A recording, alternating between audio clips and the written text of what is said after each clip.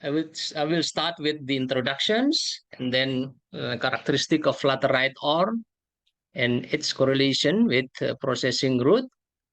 I will then continue to high pressure acid leaching or HPAL technology, atmospheric leachings, and alternative new technologies, and close by heap leaching. Yeah, in this first part of 2 series. All right. So if we uh, talk about nickel, actually there are two sources, yeah, sulfide ore and laterite ore, yeah.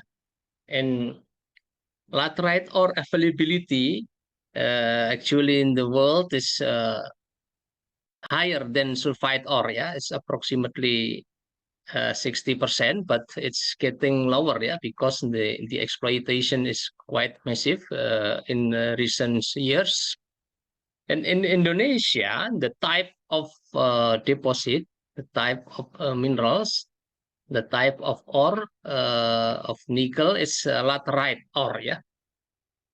I will tell you later what is laterite ore. And from this kind of deposits, the mining is open pit mining, yeah, because the location of the deposit is quite shallow, yeah, not deep under the ground. And after mining, the ore is treated in a processing plant to produce various kind of products, yeah. So different to metal like copper or tin, yeah, the product of nickel processing is quite in variations, yeah.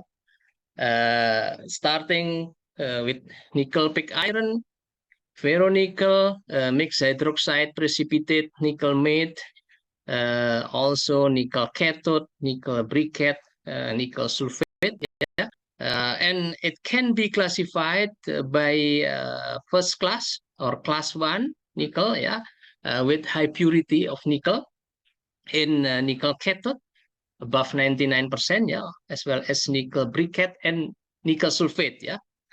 And the other one is second class nickel pig iron with nickel content lower than 15%, yeah. Ferronickel higher than NPI, and the content of nickel. Mixed hydroxide precipitates, and the content of nickel is around 30 to 40%, yeah.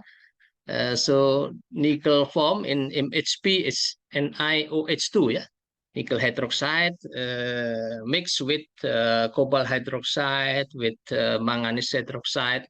So still contains quite significant amount of impurities, as well as nickel matte, yeah, with nickel content of I think around 75, 76%, yeah, with the rest is sulfur and iron. So this is the picture of how from nickel ore, yeah, especially from laterite ore, yeah, to intermediate product. Why it is called intermediate product? Because the product is not used for final application, yeah. For example, nickel pig iron will be used further for stainless steel productions. Nickel sulfate will be used further as raw material of batteries, yeah, especially for cathode materials. So it is a kind of intermediate product, yeah.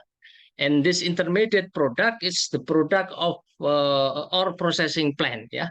If you go further, like precursor plant, and then you go outside the mining, yeah, spirit to the mining and processing plant. And the situations in Indonesia at the moment, nickel laterite ore is treated, yeah, from saprolite, yeah, high grade, and limonite. From saprolite is treated to produce nickel pig iron, ferronickel, nickel matte, yeah. And the sign here with the gray fill box here there are already the industries, yeah, within the countries.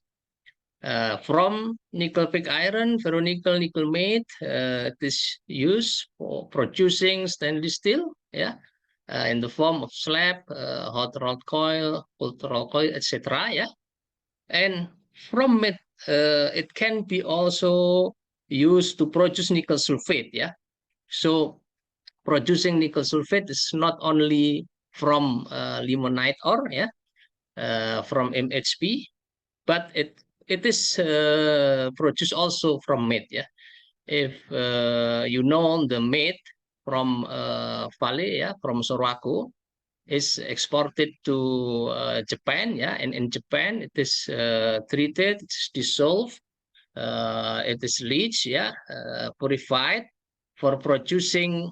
One of them is nickel sulfate, yeah, in addition to nickel cathode as well as nickel chloride, yeah. And from limonite ore, it is processed to produce mixed sulfide precipitate with nickel content 55 to 61%, mixed hydroxide, as well as pure nickel, yeah, in the form of briquette and cathode, yeah. And at the moment in Indonesia, there is only one plant in operations, yeah, hydrometallurgical plant, but just in the, I think, less than 5 years will be, I think, several others, yeah, 3, 4 others HPAL plant. And at the moment, the only one HPAL plant is producing mixed hydroxide precipitate. This mixed hydroxide precipitate must be purified, yeah, for producing nickel sulfate. That will be further utilized for batteries. Yeah, and from pure nickel, it can be further utilized to produce nickel alloy. And in the right part here is the downstream utilization of nickel, yeah, in the form in various applications. Okay, and I would like to start with the characteristic of raw material, especially nickel laterite ore. Yeah, nickel laterite ore is a residual product of chemical weathering, yeah, of ultramafic rocks over a long period of time in a wet or humid climatic conditions. And according to New World Encyclopedia, ultramafic or ultra basic rocks are dark color igneous and meta-igneous rock that are rich in minerals containing magnesium and iron and have a relatively low content of silica. And this is the illustrations of laterite ore deposit, yeah, just close to the surface, yeah. The ultramafic rocks initially contain about 0.2 to 0.4% nickel, and the laterization process produce lateritic ores with nickel concentrations about 30 to 30 times higher, yeah, than that in the initial host rock, yeah. There's questions in chat, but I think I would like to finish my presentation first, yeah. Okay, and in contrast to nickel sulfide ores, which are found at depth of hundreds of meters, yeah, which is deeper and need underground mining to mine the sulfide ore, laterite nickel deposits are found shallower, yeah, at around 15 to 20 meters below ground level. And the mining method is open pit mining. It is not necessary to apply underground mining. The stratification of laterite nickel deposit can be divided into 3 main zones. Yeah, here, ferricrate zone on the top, and then limonite below the ferricrate or iron cap. Yeah, and saprolite layers. Yeah, below the limonite.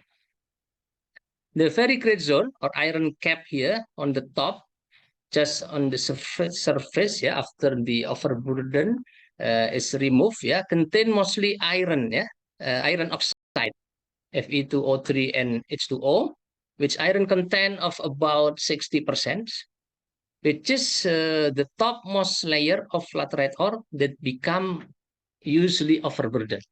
Yeah, overburden is the top layer which is removed. Yeah, before the mining activity collect the ore. Yeah, for producing metal. Yeah, for producing the product of extractions. Research has been done to utilize this very great layer, yeah, for producing nickel pig iron, yeah, because basically it contains quite high content of iron, yeah, around 60%. And uh, between these three layers, yeah, it has or it can be differentiated by the content of iron, magnesium oxide, nickel, and cobalt. Yeah, if we divide into two main type of the deposit, limonite and saprolite, the limonite basically contains high content of iron. Yeah, 40 to 50%, relatively lower magnesium oxide content, yeah, lower than 5%, and relatively lower content of nickel, yeah, in comparison to saprolite, and relatively higher content of cobalt, yeah, in comparison to saprolite. So saprolite has a higher content of nickel, 1.5 to 3%, but at the moment I think it's quite rare, yeah, to have nickel content in saprolite or in Indonesia higher than 2%, yeah, mostly around 1.8%. And main thing that you have to remember is the content of magnesium oxide is significantly higher, 15 to 35%, and relatively lower content of iron than limonite. Yeah. Okay, and limonites, yeah, contains higher content of iron, and it is basically more suitable to be extracted by hydrometallurgical route through leaching in acid solutions. Yeah, because for saprolite with a higher content of magnesium oxide, 15 to 35%, then you will need or you will have higher consumption, a high consumption of acid. Yeah. But why iron oxide in limonite ore is not a problem? I will explain later. Yeah, that the process, the leaching process in sulfuric acid at high temperature, around 240 to 250, yeah, at high pressures, is selective to iron. Yeah, so dissolved iron will be immediately reprecipitated or hydrolyzed to hematite, yeah, and does not consume acid. So that is the reason why the limonite ore is treated by hydrometallurgical route, yeah, and the most used technology is HPAL, yeah, high pressure acid leaching, and saprolite is treated by pyrometallurgical route. Yeah, the other reason is of course the content of nickel. Yeah, if the pyrometallurgical process using smelting treated limonite with quite lower grade of nickel is of course is not advantageous, yeah, in comparison with saprolite. Yeah, also some other reasons such as the basicity of the slag, etc., etc. Yeah, and the ratio of iron to nickel.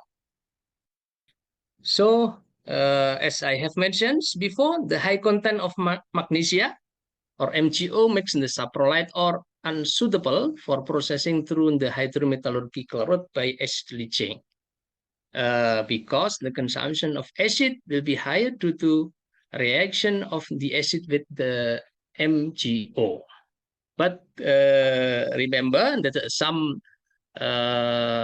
new technologies, they apply what's so-called pyrohydrolysis process, yeah, like the direct nickel process that using nitric acid, they can recycle acid, yeah, For example, if the nitric acid dissolve magnesium oxide in the form of magnesium nitrate, then by pyrohydrolysis, the magnesium nitrate can be converted to MgO and releasing the NO2 gas, yeah, which can be further converted to nitric acid.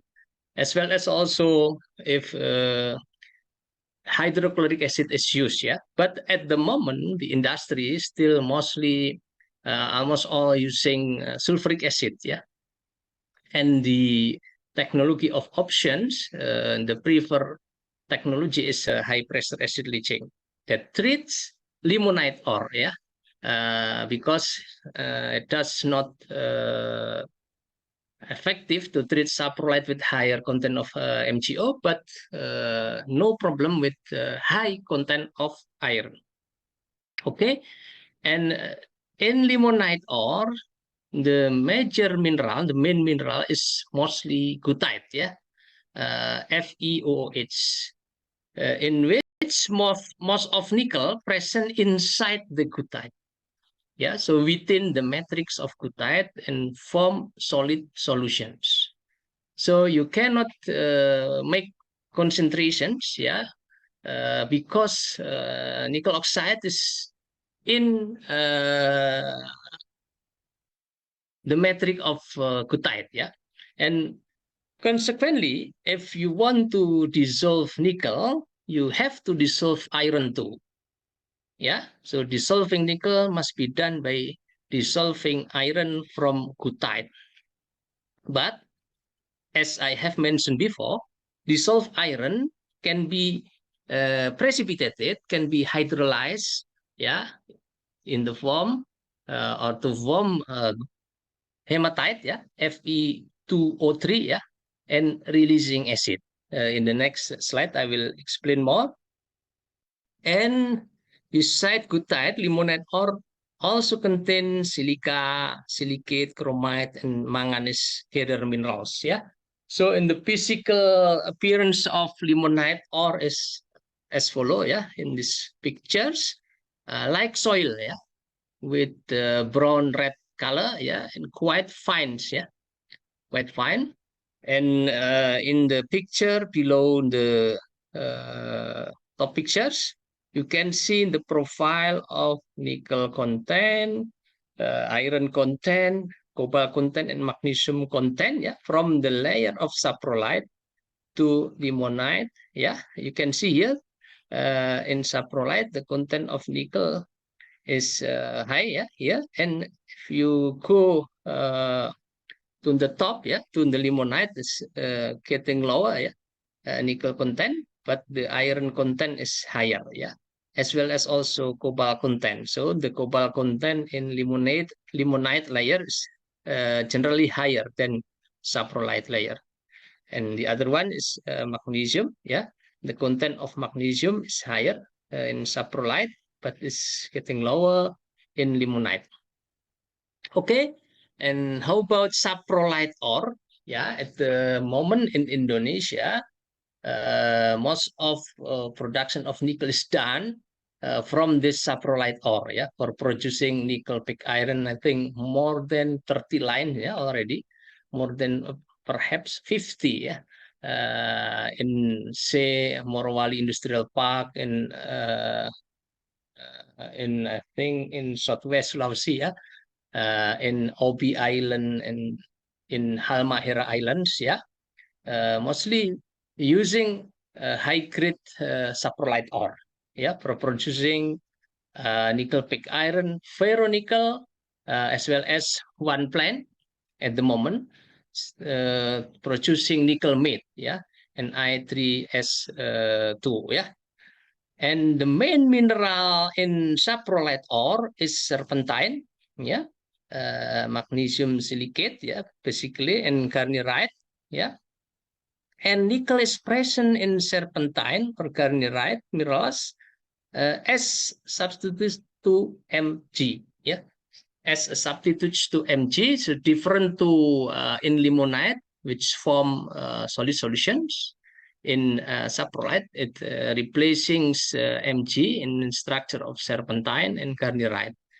But similar to the case for dissolutions or for leaching of limonite, if we want to dissolve nickel from saprolite ore, we have to dissolve also, or it will be followed by the dissolution of magnesiums. Yeah. And with high level of MgO, it is not suitable, yeah, to leach saprolite in acid solutions. What I have explained before is the idealizations, yeah, of the profile nickel laterite deposit, yeah. So limonite with certain thickness, with certain boundary, and then saprolite, yeah, with certain thickness. In reality, it's not the idealizations, yeah, tend to be varied and more complex. And commonly, there is a mix or transition zone between limonite and saprolite, yeah, and other impurities in low level or trace, yeah. I just mentioned before magnesium, iron, cobalt, nickel, yeah. But in real ore bodies, other impurities in low level or traces are present, yeah, such as manganese, chromium, calcium, copper, and zinc. Yeah, and in terms of producing battery materials, say nickel sulfate, yeah, it requires high purity. So although the pregnant solution contain very low concentration of say copper and zinc, it must be removed. Yeah. Otherwise, it will come to the final product, and the purity of products is not or is suitable for batteries. Yeah, which requires 99.95% purity. Yeah.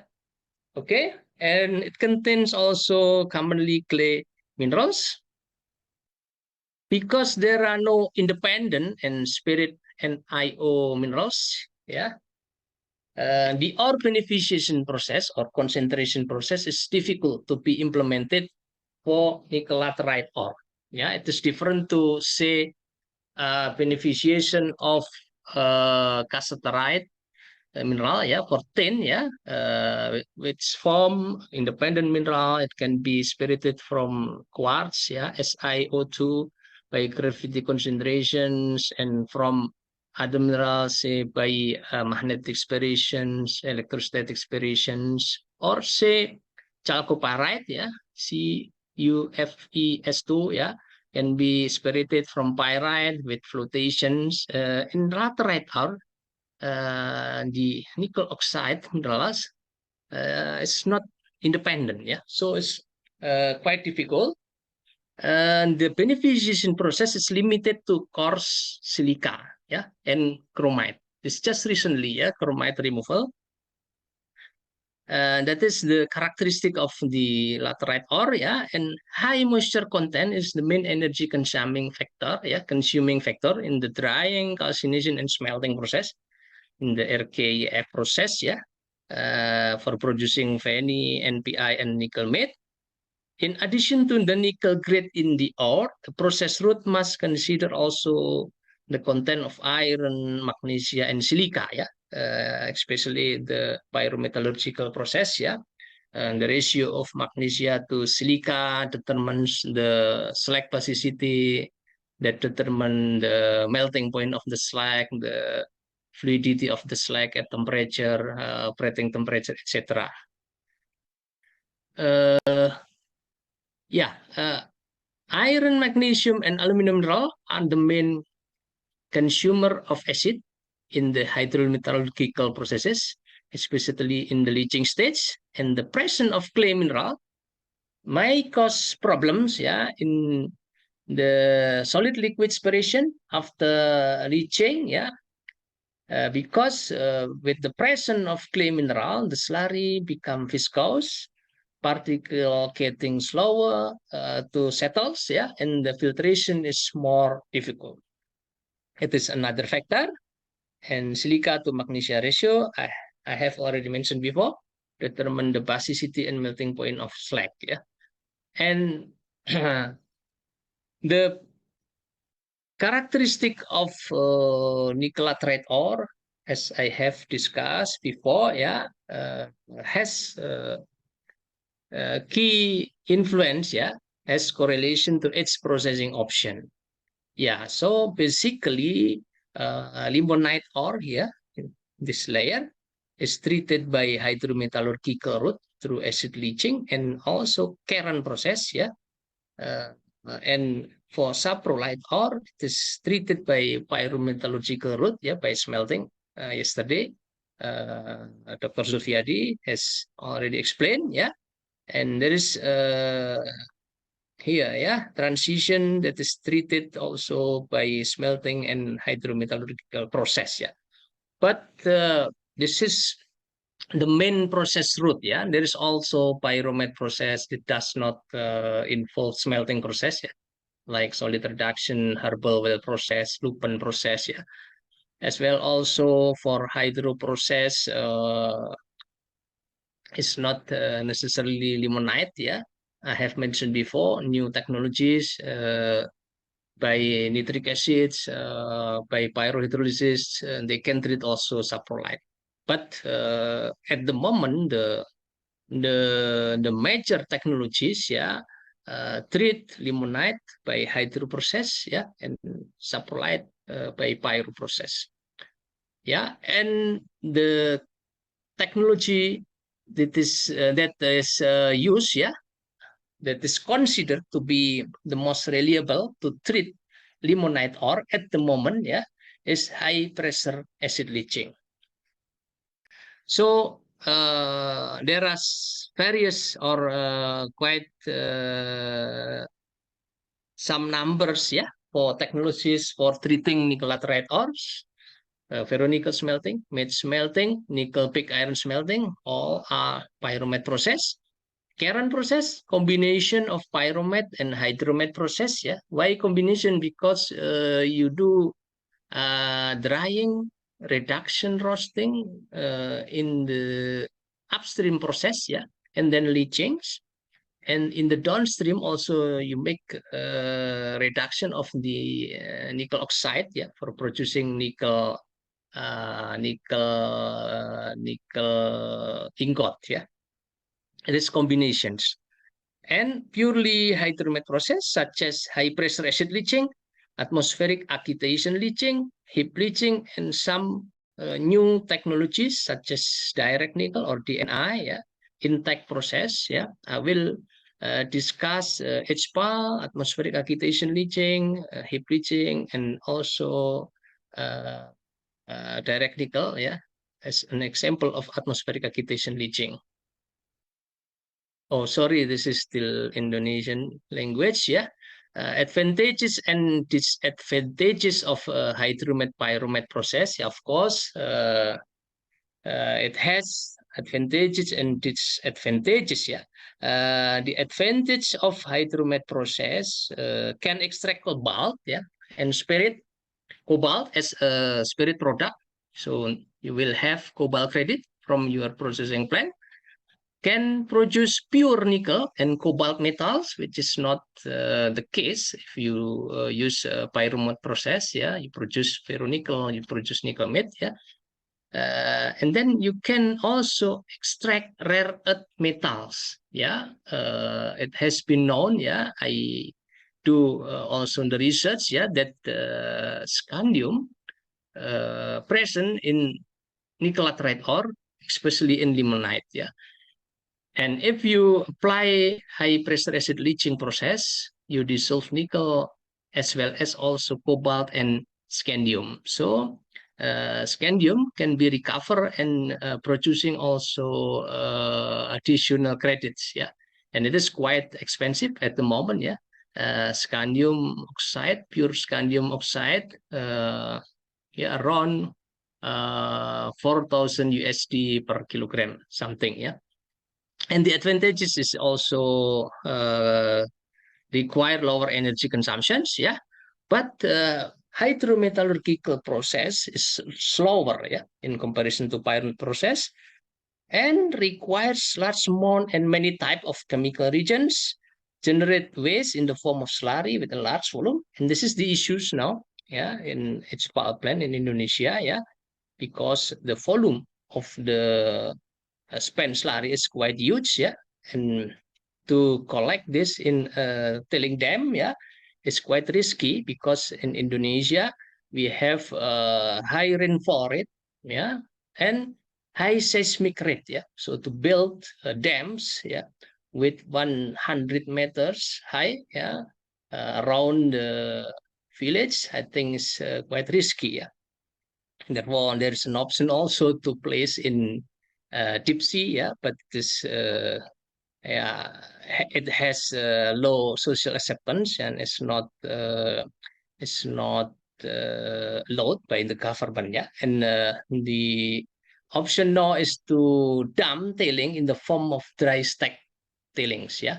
So after thickening, filtrations is done, yeah, to produce dry tailings, yeah, with a moisture content of around 10%, 15%. Okay, hydrometallurgical technologies for producing or for processing nickel laterite ore include Caron process, HPAL process, atmospheric acquisition leaching process, or abbreviated by AL, and heap leaching process, abbreviated by HL, yeah, heap leaching. And among this process, which are already implemented commercially, are Caron process and HPAL process, yeah. So atmospheric acquisition leaching process and heap leaching process are still in development, yeah. It's not yet any report that reporting success story, yeah, of this AL process and HL process for treating nickel laterite ore. And at the moment, current process is also considered as not reliable. Yeah, there is no new investment to utilize current process. No more new plants. Yeah, why? Because the investment cost and the operating cost is quite high, yeah, in comparison to its power. In addition, the recovery level of nickel and cobalt is lower, yeah, than its power.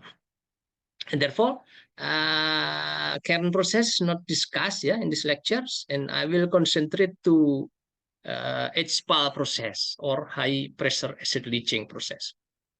So according to the name, yeah, high pressures acid leaching, the leaching is done at temperature of 240 until 270 degrees Celsius, yeah. This is, I think, the highest temperature of hydromet process, yeah. And the high temperature is realized by heating through steam injection. So the steam is injected to the reactor, yeah, to the autoclave, and the pressure is in the range of 33 to 55 atm, yeah, around I think 50 bar, yeah. And the higher the pressure, then you will have also higher temperatures, yeah. And leaching agent is sulfuric acids done in pressure vessel called autoclave. And the illustration is like this, yeah, the horizontal autoclave. And recoveries of nickel and cobalt up to 95, 96%, quite high, yeah, can be obtained in about only 1 hour. Leaching is selective to iron. It means that dissolved iron in the form of ferric ions, yeah, from goethite can be hydrolyzed to hematite, yeah. According to these reactions, yeah, as I have mentioned before, explained before, that the main minerals in limonite ore, remember that the HPAL process treat limonite ore, yeah, with goethite as main minerals. So goethite, FeOH dissolved, yeah, in the form of ferric ions, and at temperature of about 250 degrees Celsius, the ferric ion is not stable. Yeah, although it is in quite acidic solutions, yeah, quite low pH, and it is hydrolyzed to form hematite, yeah, Fe2O3, and releasing its plus ion or releasing acid, yeah. So the formation of this hematite, yeah, and its plus release reduce acid consumption of HPAL. So remember, the main operating cost of the leaching process, atmospheric leaching, high pressure acid leaching, is the acid consumption. So the higher your acid consumption, the higher is your operating cost. Therefore, HPAL process is selected because it provides or it offers quite low acid consumption. How much it's low? It's around 300 kilograms per ton ore, ya, per ton dry ore. 300, 330 something, ya, 270 something. So around 300. And the other process, atmospheric agitation leaching, how much? Yeah, it can be 1 ton per ton. So 1 ton sulfuric acid per ton ore. So the low acid consumption is advantage, yeah, and the reason why HPAL is selected, yeah, in addition to high recovery of nickel and cobalt, yeah, and faster process, yeah, it only needs about 1 hours. And nickel is dissolved from nickel oxide, yeah, by reaction with sulfuric acid, like this, yeah. Other divalent oxide dissolve like cobalt oxide, calcium oxide, magnesium oxide. Also from serpentine, magnesium is dissolved, yeah. And dissolved magnesium will be an impurity, yeah, in the pregnant solutions, yeah. But it can be spirited by precipitated nickel in the form of mixed hydroxide precipitate. Yeah, so magnesium requires quite high pH, yeah, to precipitate. But to produce nickel sulfate, it's not sufficient to do precipitation by pH adjustment. Yeah, you will need solvent extraction, sometimes also adsorption of impurities by ion exchange reagents to produce 99.95% purity of nickel sulfate. Yeah. Okay. And the stability of dissolved iron, yeah, as a function of temperature and pH is reported here by Claesen and Sandenberg, yeah, also by Das. So basically, at high temperatures, dissolved iron in the form of ferric iron is converted, yeah, to hematite.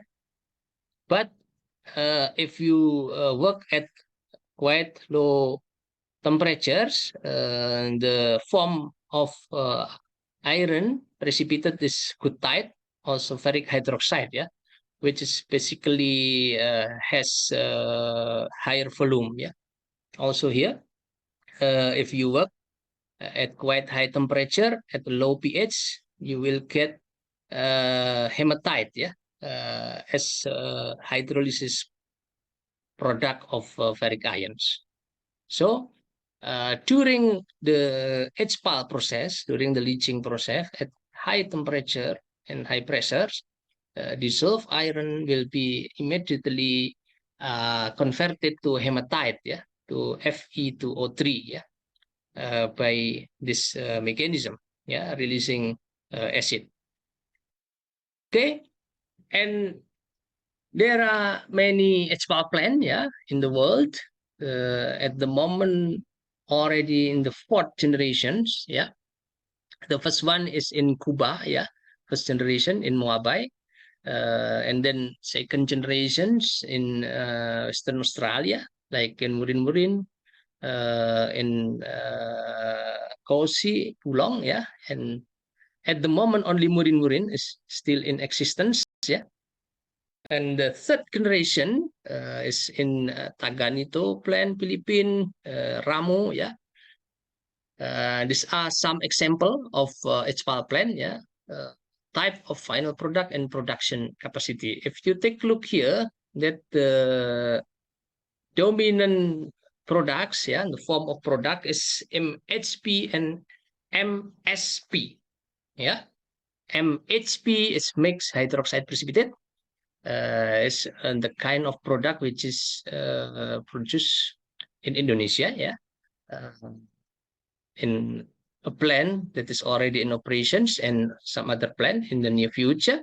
MSP is produced by Sumitomo Group, Sumitomo and its affiliation in Philippines, in Takanito, in Coral Bay, as well as also in, I think, in Ambatofi, in Madagascar. Okay. In addition to MHP,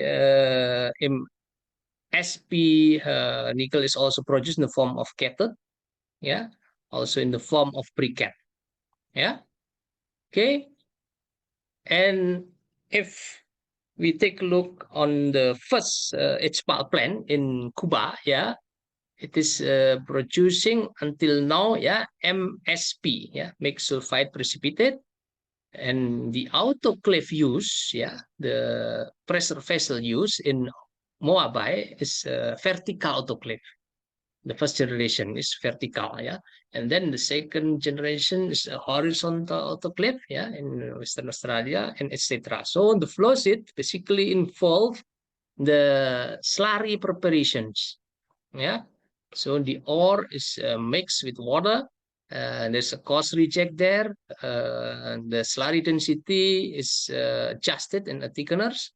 And before leaching, in autoclave, and the slurry is preheated, commonly in 3 stages, low temperature, medium, and high temperature. And after preheating, the slurry is injected, is loaded, is sent to autoclave, and also sulfuric acid is injected there, steam is injected there, and leaching is done approximately 1 to 2 hours. And after leaching, the temperatures is reduced, in stages also, in flash tank, and the steam is recovered for preheating process.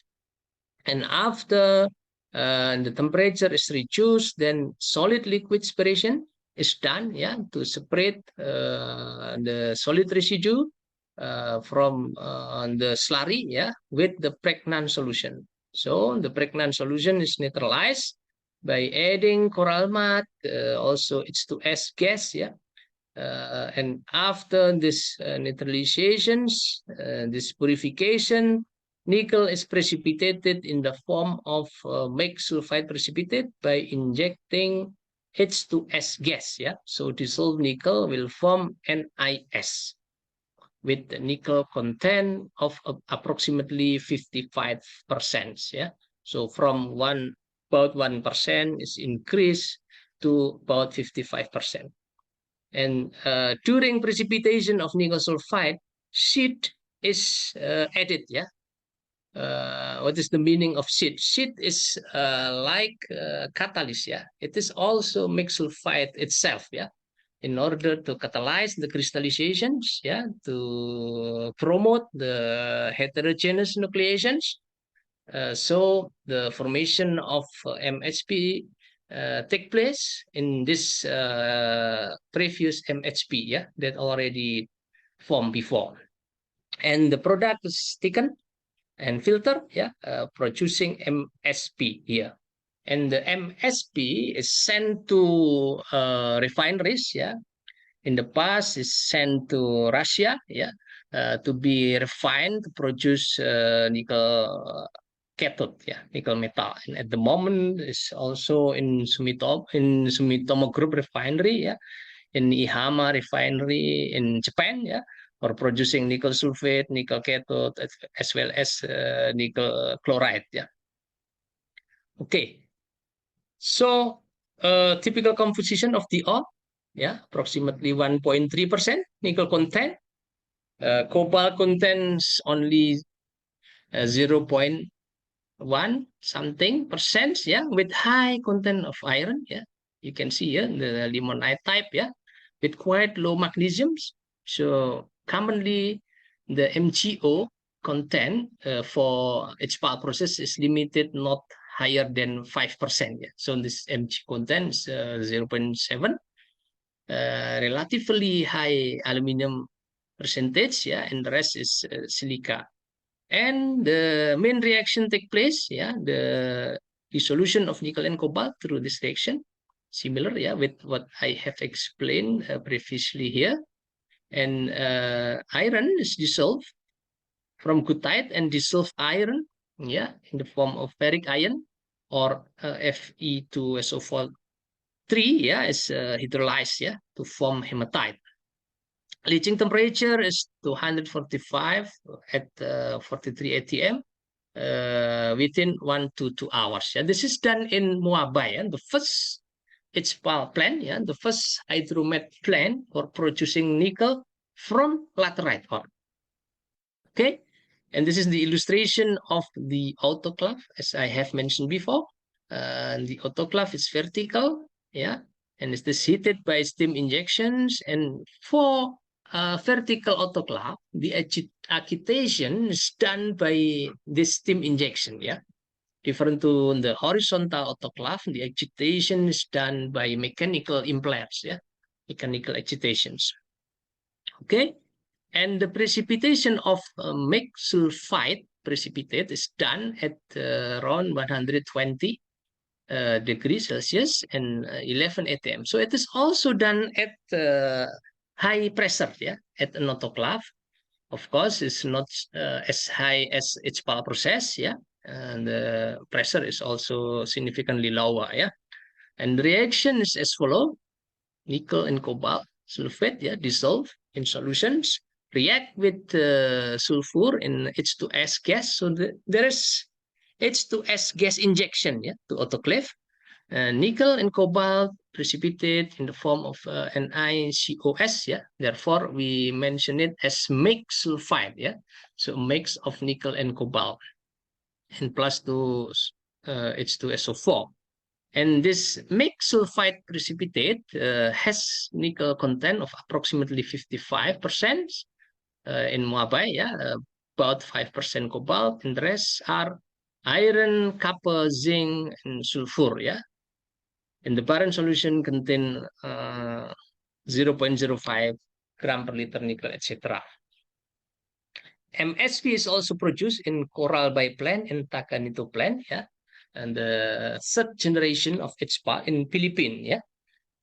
So Philippines, our neighbor country, has already producing MSP, yeah, since I think 10 years ago, yeah. It's faster than Indonesia, yeah, in developing the processing plant or the industry of nickel laterite processing. And the MSP in Philippines, yeah, is sent to Japan, yeah, and it's in the group of Sumitomo, yeah. So the HPAL plant is operated by Sumitomo, and the refinery also in Sumitomo Group, yeah, the Sumitomo in Nihama refinery in Japan, yeah. So for producing nickel sulfate, and that is further used for battery precursors, yeah, for cathode materials. Okay, and after a very long time, yeah, the Moabai plant is started at 1959, yeah, 1959, yeah, and the second generation of HPAL is in the late of 90s, yeah, so 1998 something, yeah, built in Western Australia in Kosi, Bulong, Murin, yeah, and the difference between the newer plants and the Moabai plant is the method of recovery of nickel and cobalt from the pregnant solutions, and also the autoclave use. Yeah, the newer plant use horizontal, mechanically agitated autoclave. The first generation autoclave in Moabai is vertical autoclave and using steam, yeah, for agitation method. Kosi produce nickel cathode and COS precipitate. Bulong produce nickel cathode and cobalt cathode, while Murin produce nickel and cobalt briquette, yeah. And Murin is until now still in operation, yeah, while Kosi and Bulong are closed, yeah. Okay, this is the flow sheet of Kosi, its power plant, yeah.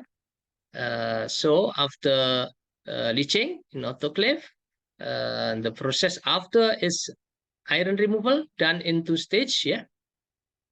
And after iron removal, then precipitation of nickel and cobalt, yeah, by adding MgO, yeah, to increase pH, to produce MHP, yeah, mixed hydroxide precipitate, and this MHP is redissolved, yeah, in ammonia, and after dissolution of nickel and cobalt, solvent extraction is done, yeah.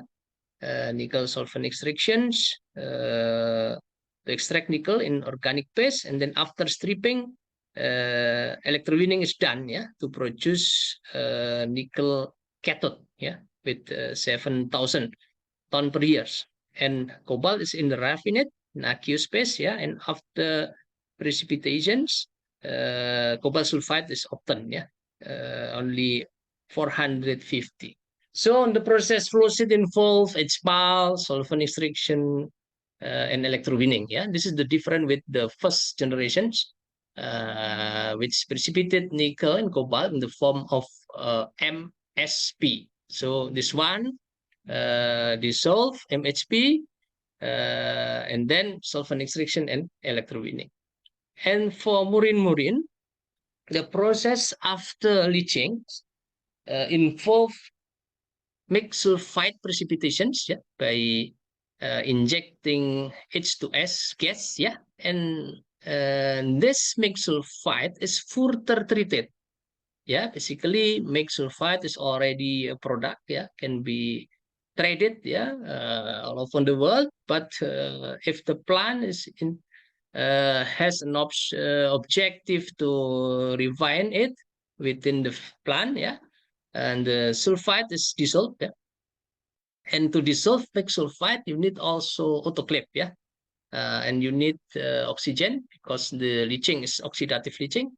And after dissolutions of nickel and cobalt from MSP, purification is done by solvent extraction to remove zinc, and then followed by cobalt solvent extraction. And in the downstream process, nickel and cobalt is recovered by hydrogen gas reductions. Yeah, after you have pure solutions, hydrogen gas is injected to autoclave. Yeah, both for reducing nickel and cobalt, and after nickel and cobalt powders are obtained, they are converted to briquette, yeah, by sintering process. So the production capacity of murin is 45,000 ton nickel per year, yeah, with 99.95% purity, yeah, and cobalt with 3,000 ton per year, 99.95%. Yeah, it's quite pure. Okay, and this is the illustration of marine plant, yeah, from the air. Yeah, you can see here the autoclave is located here, and this white color is steam, yeah, the steam which is removed from flash tank in order to adjust the pressure and the temperatures. And the autoclave is just nearby in the flash tank, yeah, and these are series of thickeners, yeah, for solid liquid separations. And these are some ponds, yeah, some ponds for collecting pregnant solutions, yeah. So it is not necessarily to be collected in a tanks, yeah. You can collect the solution also in a pond, yeah. But of course, you have to make liners, yeah, which is impermeable in order to avoid the acids going through, yeah, to the environment. Okay, and this is the illustration of the autoclave used in marine plant. Yeah, it's quite a large autoclave. Yeah, and they use for autoclave for producing 45. Yeah, the capacity.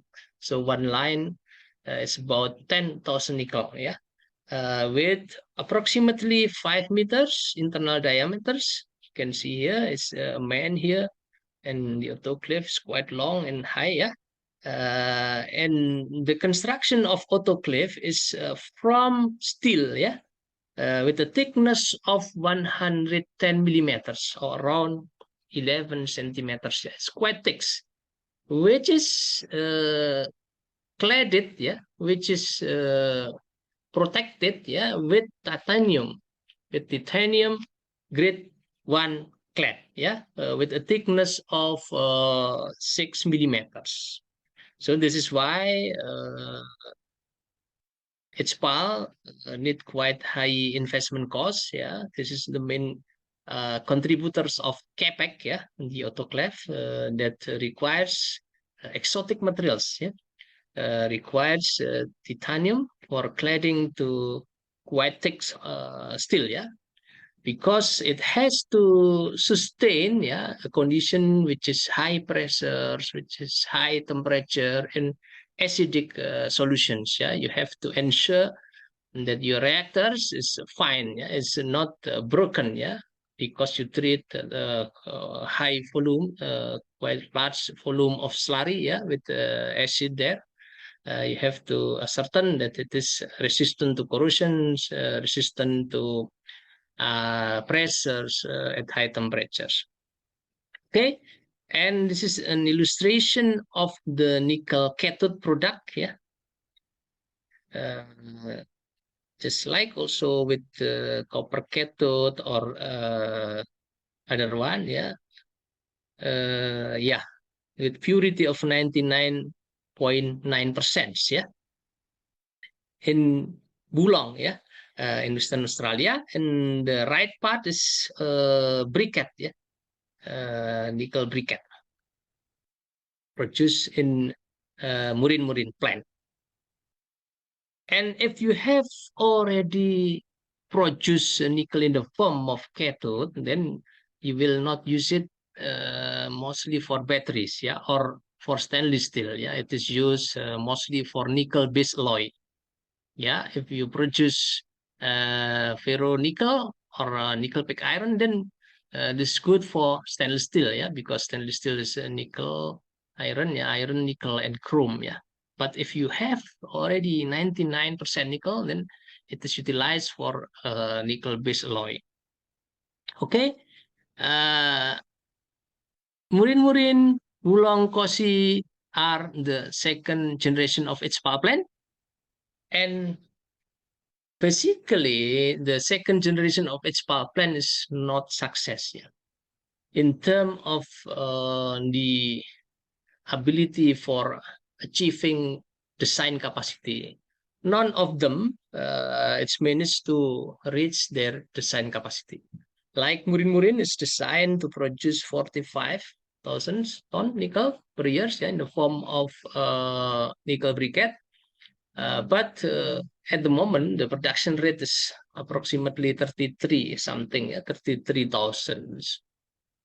And Kosi, Bulong are close. Also, the reasons is uh, economical reason and resources, something, yeah. But also they cannot attain their production capacity. The other one is Ravensthorpe, yeah, is also fails to attain their design capacity. Yeah, and why they cannot attain their production capacity?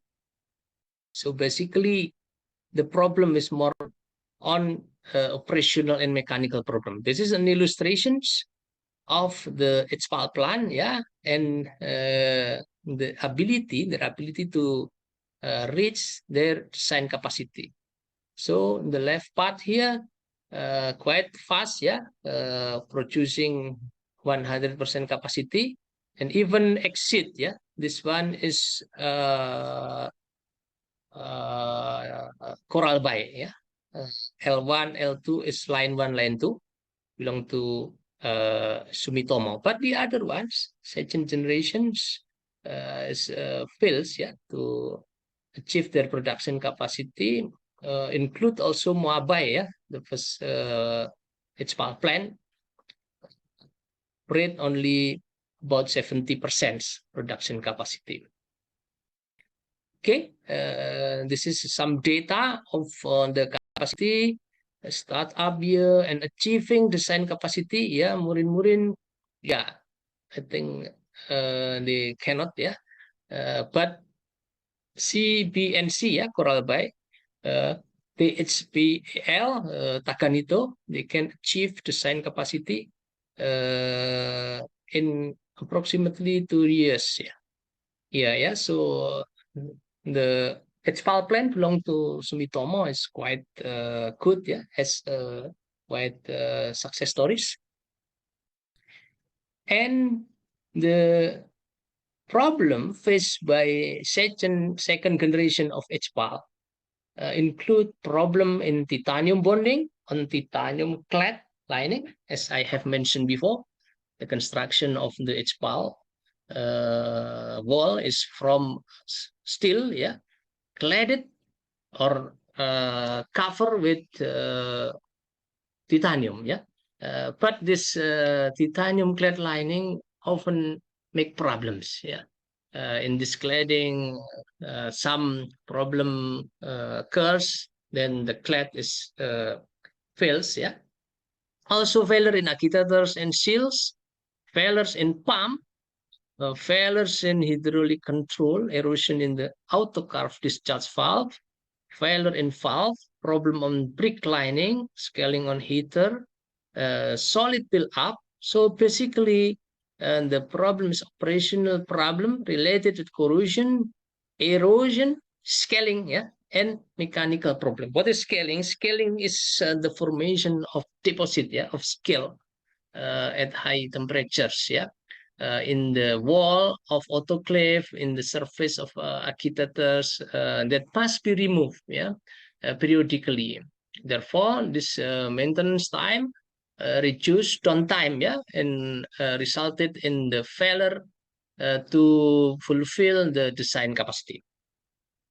And uh, learning from this problem in the second generation of HPAL, third generation HPAL is improved. Yeah, the example is Coral Bay plant. Yeah, this is two line. Yeah, the first line initial capacity is only 10,000 per annum nickel. Yeah, in the form of MSP, and then the second year is 22,000. Yeah. And also interesting that in Coral Bay, pilot plant for scandium recovery is constructed, yeah, to produce pure scandium oxide. Was constructed in 2014 and at the moment is in production, yeah. And in January 2015, the SC203 with 99.9% purity can be produced. Note that the price of SC203, 99.9% at 2018 is not actual, yeah. At the moment, I think around 3,000 something, yeah. It's lower than 2018, but in 2018 is 4,600 USD per kilogram. It's quite high. Yeah, but the form of products also various, yeah. Not only SG203, there's also SCF3, yeah, in the form of fluoride, which is more expensive. Constructed also semi-commercial plant for chromite removal plant, yeah, in 2013. So quite new development in its power plant is the establishment of chromite removal facilities, yeah, not in its plant location, but in beneficiation area, yeah, in our beneficiation area. Basically, the chromite is removed by gravity concentration, yeah, using shaking table, using Humphrey spiral. And why chromite is removed? First reason is to avoid the negative impact of chromite that give abrasions to the reactors. And the second one, if you remove chromite at the beginning, you will not have any problem related with chrome hexavalent, yeah, in the span solutions, yeah, which is problem in terms of environmental complement. And the chromite can be also sold, yeah, as byproduct for stainless steel factory. Okay, this is the flow sheet in Moabai, yeah, after HPAL. pre-neutralization is done to remove impurities, yeah, and in this Coralby and Takanito process, there's always zinc removal, yeah, by H2S, yeah, and after zinc removal is recovery of nickel in the form of mixed sulfide, also by injection of H2S. Of course, for removal of zinc, the pressure of H2S, yeah, is different, yeah, with the precipitation of nickel and cobalt sulfide. And the spent solutions is collected, yeah. Spent slurry is collected in tailing dam, yeah, after final neutralizations by limestone and lime. Okay, and the next generations, which makes a copy, yeah, makes or reverse to Takanito plan is sorry, with makes copy to Coralby plan is Takanito plan, and the operators, the owners same, yeah, Sumitomo, located in Mindanao, Philippines, yeah, treated limonite with nickel content quite low, yeah, lower than 1.1%, producing 30,000 ton per annum nickel. Yeah, so Coralby 2 times 10,000. This one line, 30,000 ton nickel per year, and 2,640 ton per annum cobalt in the form of MSP, which is further purified in Japan to produce nickel sulfate. Yeah, and the process flow sheet is similar to that used in Coralby. The capital cost at that time, yeah, is 1.590 billions, yeah, funded by Japan BIC loan, yeah, and equity. As Coralby plan, Takanito plan developed also process for scandium extraction. So one of the reasons progress or recent trend from nickel laterite extraction by hydromet process is recovery of scandium. Yeah.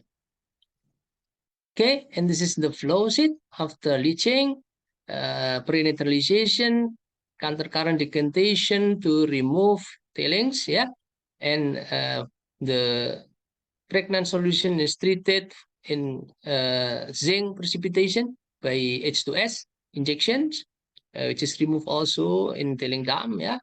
And finally, mixed sulfide is produced by precipitation using H2S gas. So this is the illustrations, the NiO, yeah, with 0.8 to 1.5% nickel, yeah, it's quite low, yeah. Cobalt 0.1 to 0.2 from mining in Philippines, yeah. Producing this mixed sulfide precipitate, yeah, in bulk bag. And the content of nickel 55 to 57% nickel, content of cobalt 4 to 5%.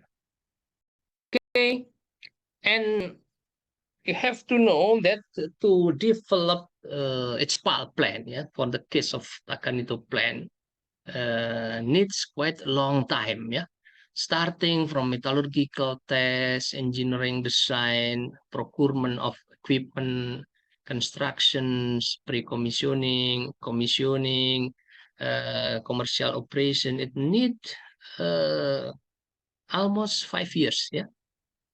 So full years, 2010, 11, 12, 13, 14, and quarter years, yeah, in 2009. So 4 years, 4 months, yeah. Of course, this depend also one project to another projects, yeah. It's not similar, but the stages involved in metallurgical tests, yeah, still, although previously there's already a plan, yeah, but still met test is required for certain ores, yeah. Engineering, procurement, constructions, pre-commissioning, commissioning, inauguration of the plant, commercial operation. And in between, they have to do also training, yeah, for operators. Otherwise, the plan is ready and the operator is not ready. So, of course, during commissioning, also there's plan training for the operators. Okay. And the other HPAL plant, which is used as a reference for HPAL plant in Indonesia, and it's developed by Chinese engineering company, yeah, I think, NV, yeah, it's Ramu plant. Yeah, Ramu is in Papua New Guinea, yeah, just eastern part of Papua in Indonesia. Treat about 3.4 million ton dry ore limonite with nickel content of only about 1%, 0.1% cobalt, and production capacity is 30,000, yeah, approximately 31 something, yeah. And at the moment they manage also to reach their production capacity, yeah. Nickel content in MHP 38.5%, yeah. So in the form of the product is mixed hydroxide. Chromite removal is also done, yeah, in mine site, yeah. So the location of mining and processing is far and distant, yeah. I will show you later. Acid consumption, capital expenditures is also quite high, yeah, I think around 2 billion USD, with operating expenditures about 10,000 USD per ton NI. Okay, as I have mentioned before, the slurry from mining is transported by a pipeline with a distance of around 135 kilometers. So it is a distance of Jakarta to Bandung, yeah. And why this is done? There are some reasons, yeah. The first one, they put tailing, yeah, they dispose tailing in deep sea. Therefore, yeah, the processing plant is here, yeah, near the sea, yeah, but the mining is in inner part of area in Kurumbukari mine site, yeah. So after mining, the ore is prepared in the form of slurry and pumped, yeah, through pipeline here in a distance of 135. And after processing in Basamuk refinery, the tailing is transported by pipeline and sent to the deep sea. Yeah, in Indonesia, and this one is not allowed, yeah, by government. Okay, yeah, and the other reason is of course to get an access for product transportation, yeah, from Basamuk refinery is easier, yeah, to construct the plant here, and also to transport autoclave, yeah. If the manufacturing of autoclave is in China or somewhere, yeah, it's easier. If the plant is in the sea, yeah, near the sea in the beach. Okay, so the basic flow sheet is as follow, yeah. Ore from mining is deagglomerated, treated in chromite removal, and then after chromite removal, the slurry is prepared, yeah, with certain slurry density or solid percentage, transported with pipeline and treated in processing plant, started with acid leaching in autoclave and neutralizations to remove uh, iron and aluminum, yeah, which is placed in DSTP, is abbreviation of deep sea tailing placement. And after iron aluminum removal, nickel and cobalt precipitation is done, yeah, by neutralization using sodium hydroxide, and the MHP precipitate is sent to international market, yeah, for producing nickel sulfate and cathode precursor for batteries. Okay, yeah, the process in autoclave is always started with preheating of slurry, yeah. And the preheating of slurry, yeah, in 3 stages, is done by utilizing steam from flash tank, yeah, after autoclave. So if I started here, slurry from Kurumbukari plant, yeah, is collected in a tank and thickened in a thickeners with certain solid percentage and storage again in the tank here in feeding tanks and preheated, yeah, in 3 stages. And the first stage with 1 to 5 kPa, yeah, steam, low pressures. The steam is collected from the first flash tank here, yeah. Sorry, the third flash tank. So lower temperature, lower pressure steam, and then in the second stage of preheating, using the steam from the second stage of flashing. Yeah, so flashing is done after the slurry is discharged, yeah, from autoclave. The objective of flashing is to reduce the pressure and temperature, because you cannot dealing with the boil slurry. Yeah, you have to reduce the temperature. And the third flashing is used for the first, yeah. The second for the second preheating, and the first, which is still at high pressure and high temperature, is used to preheat slurry in the third stage of preheating. And from this third stage, slurry is injected by in this pumps, yeah, these two pumps, one in operations, one standby, yeah, I think like that, yeah, the mechanism to the autoclave. And there are some compartment of autoclave, yeah. Simultaneously, sulfuric acid is injected, yeah, from a tank, yeah, and commonly sulfuric acid is produced within the plant, yeah, in a sulfuric acid plant. In addition to the steam, yeah, used from or a recycle from flashing tank, high pressure steam is also injected from boiler to maintain the temperatures in autoclave at around 255 degrees Celsius.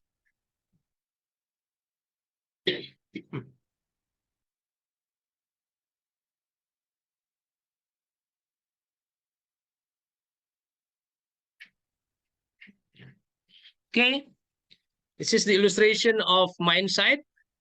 Basically, is tank, thickeners, and some facilities for chromate removal. Yeah, this is the processing plant of Ramu, yeah, in the beach area, yeah, in the coastal area.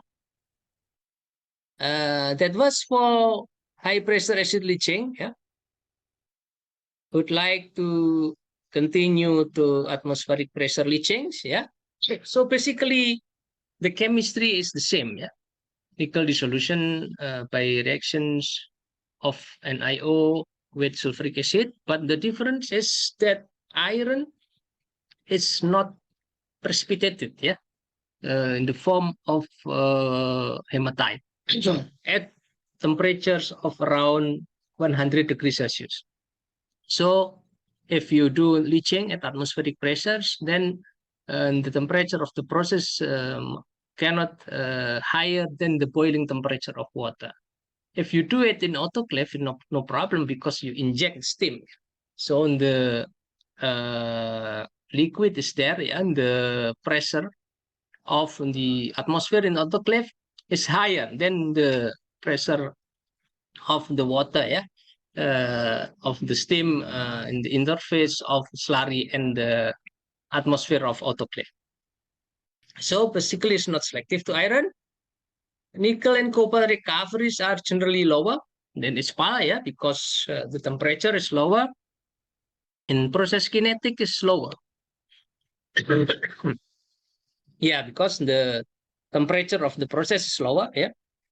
So need longer duration of leaching. Commercially, it's not well proven yet. Yeah, there is some. Yeah, there are some plan. Yeah, in China, also in Indonesia. Yeah, I have seen one plan atmospheric pressure leaching. Yeah, somewhere in Tangerang City, around, but cannot well operate. Yeah. Okay. So advantage and disadvantage of atmospheric pressure leaching. Capital expenditure is generally lower, yeah, than HPAL, because you do not need autoclave. More simple equipment because you do not work at high temperature and high pressures. Yeah. So operation and control is simpler. And lower energy consumption, of course. The steam consumption is lower, yeah, because the temperature is lower. But disadvantages, clear, it's not selective to iron. Yeah, most of iron is co-dissolved with nickel and cobalt. Recoveries of nickel and cobalt are lower than spal. Yeah, it's depend actually on your acid additions temperatures. Yeah, but generally it's lower. Yeah, around 90%, I think. Process rate is lower. Commercially, is not yet well proven. Okay, and recent development in atmospheric leaching technology for nickel laterite is the use of leaching agents that can be regenerated.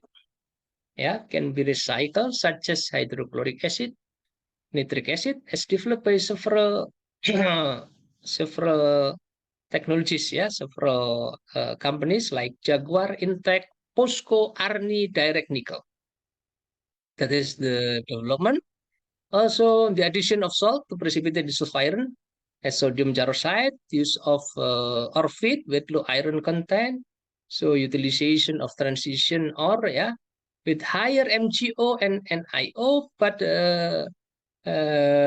by reducing the iron content, yeah. So limit the use of acid. There's a technology called starved acid leaching or salt. The other one is sulfation roasting followed by water leaching.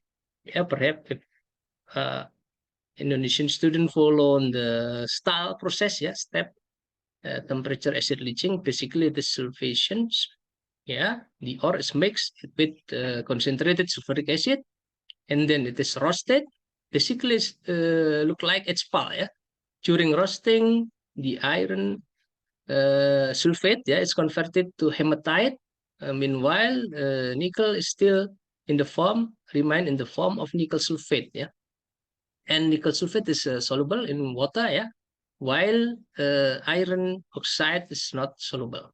So this sulfation roasting is basically also to limited the dissolution of iron. Okay, and the other one is bioleaching using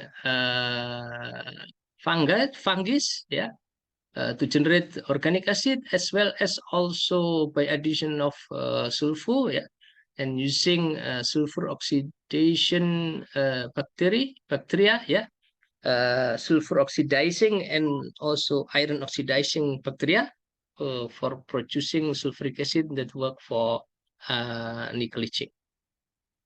Okay, and one of the most advanced development of atmospheric leaching technology is direct nickel, yeah, developed until pilot and demonstration plant. And basically, the dissolution of nickel, cobalt take place, yeah, by reaction with nitric acid. All are co-dissolved, yeah, iron, aluminum, magnesium dissolve all, yeah, in nitric acid, but and the iron, aluminum, magnesium can be hydrolyzed, yeah, in the form of oxide. Yeah, therefore, the process can produce byproducts such as hematite, magnesium oxide, aluminum oxide, chromium oxide, yeah, and meanwhile it can be producing nitric acid, yeah. It can regenerate nitric acid, quite high recovery of nickel, can treat both limonite and saprolite. Yeah, high magnesium content in saprolite is not a problem because dissolved magnesium is hydrolyzed to form magnesium oxide while generating nitric acid. Like this, yeah. If dissolved iron nitric is heated, yeah, in reactors at temperature of around 165 degrees Celsius, then dissolved iron will be hydrolyzed to form hematite while releasing nitric acid gas that can be captured in a scrubber, yeah, can be recycled as a leaching agent. So this is the schematic flow sheet, direct nickel. Yeah, so the ore is leached here, and after solid liquid separations, iron precipitation is done here by using MgO, yeah, as neutralizing agents. to precipitate also aluminum. But by this process, nitric acid recovery can be done here by thermal decomposition of magnesium nitric, through this reaction. It's not informed here, but basically from dissolved magnesium nitrate to MgO, releasing HNO3, used for leaching, recycled for leachings, and producing also MgO that can be used for neutralizing agents, So precipitation of nickel and cobalt is done by increase the pH of solution to around 7 by adding MgO, Can be used also for precipitations of aluminum. So basically, the process consists of leaching, iron hydrolysis, aluminum precipitations, MHP precipitation, and reagent recycling. At the moment, this technology is not come into commercial application, although the research, development, pilot plan, demonstration plan has been since, I think, more than 15 years, already. But still there is no commercial applications. The reason why is, some risks to implement this technology, an issue of capital expenditure, issue of utilization of nitric acid, which is corrosive, which is volatile, in comparison to sulfuric acids. Okay, this is precipitation of alumina, by hydrolysis, and precipitation of nickel and cobalt by neutralization using magnesium hydroxide. So the product is MHP, a mixture of NiOH2 and COOH2. So the addition of magnesium oxide slurry, hydroxide slurry, is to increase slurry pH to about 6 at temperature 8 to 90 degrees Celsius to produce MHP. The last one is heap leaching. Okay, it's quite long lectures today. According to the name heap, the ore stack on non-permeable leach pad to form ore heap, and sulfuric acid as the leaching agent is sprayed on the surface of the heap, percolated through the heap, and dissolving nickel, as well as also iron, magnesium. The process is conducted at room temperatures, no grinding, therefore it requires lower energy consumptions, no slurry agitations, no solid liquid separation using thickeners, counter-current decantations, and no tailing dam, for storage and disposal of the spent slurry, since the spent ore is in the form of solid, on the leach pad. Okay, this is the schematic, the block flow sheet of the heap leach for nickel laterite ore. So basically, the ore is agglomerated, Otherwise, if you have fine limonite, you stack on the heap, it will, not suitable, and the solution cannot going through the heap well, So agglomeration is needed, and the blending of limonite and saprolite usually is done, because if you treat 100% limonite with 50% iron, the iron dissolved, then your stack will be broken. Therefore, certain portion of saprolite is added. And the leaching is done in primary heap leach, secondary heap leach, From primary, pregnant leach solution pond with quite high concentration of dissolved nickel is recovered, in downstream process, in precipitation of iron, and then precipitation of MHP. Several nickel laterite heap leach project, in Kaldak, Turkey, until demo plan 2004, but sold in 2011 and converted to atmospheric agitation leaching. So in Australia, in Brazil, also in Colombia, in China, also in Indonesia. Yeah, this project heap leach developed by a mining company which is experienced in gold heap leach. Yeah, but at the moment is also not yet come into commercial production. Yeah, commercial application. So this is the illustration of the flow sheet of heap leach. So the ore is agglomerated, yeah, and stacked here in heaps, sprayed with sulfuric acid, and the pregnant solution is collected in a pond here, and purification of the pregnant solution is done to remove iron, yeah, here by increasing the pH until around 4, yeah, by adding limestone. And after iron is removed, the next stage is precipitation of nickel, yeah, by adding magnesium hydroxide, yeah. And the MHP is obtained here, first stage and second stage.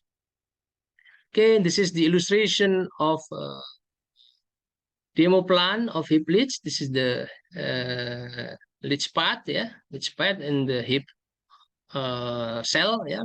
This is the layer, yeah, which is impermeable, and the collections of pregnant solution in pregnant solution pond, and the unit of processing plant, yeah, to do iron removal, iron precipitation, and MHP precipitation basically consists of agitation tanks, yeah. So advantage of heap leach: no equipment for grinding and agitation, no equipment for countercurrent decantation, does not need tailing dam, does not require expensive material construction, only few moving parts, yeah, a lower maintenance cost, simple process. Therefore, it need relatively low capex, yeah, or capital expenditures. But its disadvantages of heap leach process, of course, you get things, you pay things, you gain things, yeah. Recoveries of nickel and cobalt are relatively low, yeah, at atmospheric pressures, atmospheric temperatures, yeah. A long process. Permeability of the heap often cause problem like ponding, clogging, and in a country like Indonesia with high rainfall rate, yeah, yeah, this rain may be problems, yeah, and require large area for or stacking. Yeah, there are some challenge there for heap leach. That was for my lecture today. Thank you for your attention, and please, if there are any questions.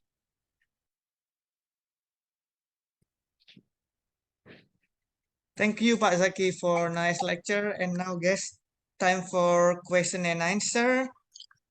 Okay. In the text, there are already questions, but you can raise your hand also to ask the question. Okay, guys, don't be shy. Normally, it is hard to ask in the beginning, and after that, some question will come. Okay, Pak Zaki, there's question in the text, in the chat. Hi, Prof. From Niluh Dila. May I know which plant or company already producing MHP and what process utilized for its production? And after that, I will. Yes.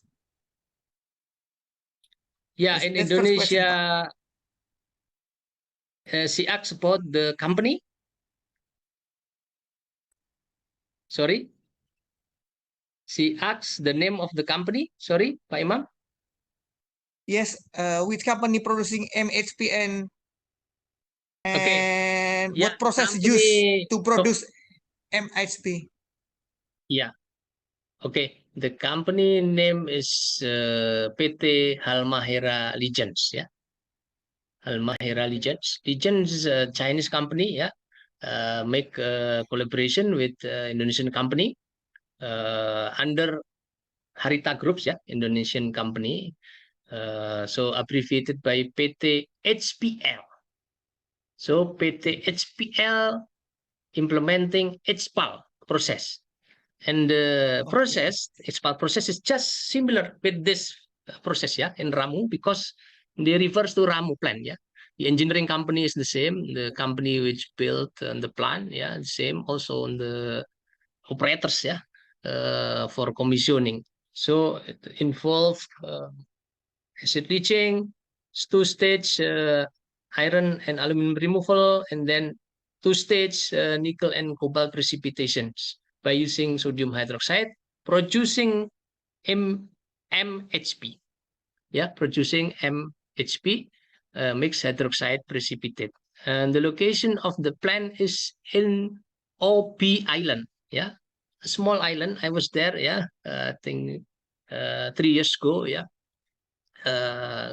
quite beautiful island also. Yeah. To get there, you need perhaps 3 times flying, yeah, from Jakarta to Makassar, and from Makassar to Ternate, and then to small island called Bacan Island. You have to go by ship for approximately 4 hours, and then another travel by using speedboat. Yeah. Now Yeah. there is a Fanny plant there, nickel pig iron plant already at the same complex, and this it's plant. Yeah. There are many fresh graduates, yeah. Unfortunately, not many metallurgists from ITB, yeah. But the manager of processing plant is a friend of mine, yeah, from ITB. Just yesterday, no, not yesterday. I think 2 days ago, visited me, yeah, in Bandung, yeah. Okay. Other questions? Okay, guys. Also, guys, if you are interested in hydrometallurgy because you are now the most of the student is the 2020, you can be supervised by Pak Zaki, producing nickel, battery. He is the expert. Yeah, welcome. And next Welcome. question Yeah. is from, and also next is from Nabil. Nabil, you raise your hand and please deliver your question to Pak Zaki. Okay, thank you for the opportunity, Mr. Imam. So the topic of this material is very interesting since we have a lot of nickel research. So my question is, as far as I know, before lecture, the optimum SEO to per MTO ratio is 1.7 for pyrometallurgical process. But my question is, what is the optimum ratio for hydrometallurgical processes? And how it will affect the hydrometallurgical processes? Is it the same with the pyrometallurgy or is it different? Thank you. Yeah. Yeah, for hydromet process, the ratio of MgO to SiO2 is not the parameters. Yeah, because basically the MgO is limited. Yeah, the MgO content is limited, not higher than 4%, lower than 4%. And the lower you have MgO is better. Yeah, the lower acid consumptions you will have to pay. Yeah, there is a number. Every increase of 1% Mg will increase some 10 of kilograms sulfuric acid consumptions per ton ore. So the parameter is the MgO content itself. SiO2 is not the parameters. The other one is aluminum content, yeah, is also limited. The lower you have the content of aluminum is better, yeah, because aluminum can make some problems like scaling, and of course it will be present as impurities, yeah. So basically you have lower content aluminum, lower content of magnesium is better, and of course yeah, the content of nickel, yeah. But its power plant in some places in Philippines, in Ramu, treat already around 1% nickel content. Yeah, and also perhaps the other one is clay. Yeah? Clay content. If you have quite high clay, perhaps you will have to add some more flocculants. Yeah, after leaching. Yeah, in the solid liquid separation stage, in thickening stage. Yeah, that is my answer, Nabil. Yeah, thank you, Pak Zaki. Also, Nabil, when you using pyrometallurgy, MgO will if you increase MgO content in the ore, it means increase the melting point of the slag. You can see in the phase diagram. Too many MgO, Yeah. it is higher smelting process because Higher higher basicity. liquidus. Yes, higher basicity, exactly. And Pak Zaki also the one who also designing the Feni Halmahera, Feni with me, Pak Zaki. I helped you, Pak Because Zaki, and yeah, long time ago we long time designing ago, yeah, the before process. Yeah, much long time ago in 2008. By the way. before Okay, Pak next Zul question. came back. Yeah, Pak Zul. Yeah. Okay. Okay, guys, next question. Another questions? You can raise your hand and ask directly because today is very nice lecture about hydrometallurgy. Don't be shy. Okay. Thank you very much, Pak Zaki. Okay. Okay, guys, next question. So please raise your hand. And normally Musoli Zaki asking question. Okay. There is question, Pak Zaki, in the text from Titis. Okay. What is further process of MSP product? And what is the final product where we should be sell the MSP? So basically, she asking, is there any end product of MSP? Pak Zaki, what is the final product Okay. of MSP and Yeah. where we sell the MSP? Okay. Okay. The question is good. Yeah, it's clear. But I would like actually to give this matter in the second part. Yeah. But I will answer your questions. Yeah. MHP is not the final product. It is intermediate product. Yeah. After MHP is the process for producing nickel sulfate. Okay. Or producing nickel cathode. But if we want to produce material for batteries, say nickel-based batteries for electric vehicle, the raw material is nickel sulfate, yeah, and it must be pure, yeah, it must be pure. And MHP still contains manganese, contains magnesium, and nickel and cobalt still together, yeah. The process after MHP is purification, of course. And how MHP is dissolved in sulfuric acid again, yeah, at atmospheric pressure is sufficient. And after leaching of MHP, you will have some stages of refining, yeah, some refining step involving solvent extractions to separate impurities or to separate nickel and cobalt from impurities, yeah, say by Versatic 10 extractant, and then to separate nickel and cobalt. Okay, and if you have separate nickel and cobalt, you have pure solution of nickel and cobalt, you make crystallizations. Yeah, you evaporate the solutions, you have a crystal of nickel sulfate and cobalt sulfate in the form of NiSO4 6H2O, yeah, and COSO4 7H2O. And this sulfate is sent to battery precursor plant. Okay, and in the near future in Indonesia there will be some, yeah, one of them in Batang, yeah, in Central Java, yeah. And where MHP is sold, yeah, it's sold anywhere, yeah, in this world, but mostly to China, to Japan, yeah, to South Korea. And in these countries, they are treated, yeah, they are refined to produce nickel sulfate and further to battery precursor cathode, yeah, and also until battery itself, yeah, in LG, in CATL, etc., and used for electric vehicle. Yeah, and hopefully in Indonesia in the near future there are some, yeah, precursor plant and battery plants, yeah, the producing batteries, nickel-based batteries for electric vehicle, yeah. So the more downstream treatment, yeah, of the nickel products, yeah, the more added value you have. Okay, if you sell MHP, the price of nickel is around 0.9%. Sorry, 0.9 or 90% of nickel price of pure nickel price, LME, yeah, London Metal Exchange.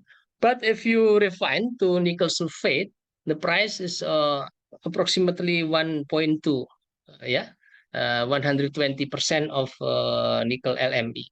And you treat again further, to produce precursor, then the price is getting higher and higher. So that is my answer. Okay, Pak Zaki, still have some question, Pak Zaki.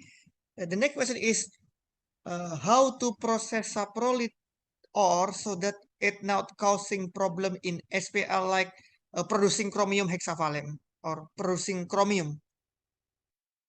Increasing iron or aluminum impregnant? He asking so. Treating saprolite. Yeah, saprolite is mostly Yeah, not treated that not causing by chromium, Pak. That not producing chromium. Yeah. So first thing that you have to remember at the moment, saprolite's not treated by hydromet process, but to produce nickel sulfate, you can go through pyromet process, So producing mate, nickel mate by RKEF, and then this mate is dissolved, to produce nickel sulfate. But saprolite is not treated by leaching, is by RKEF. So this is done also, some project plant also in Indonesia. The advantage that you will not have huge volume of tailings, because you have reduced nickel and spirit the waste in the form of slag.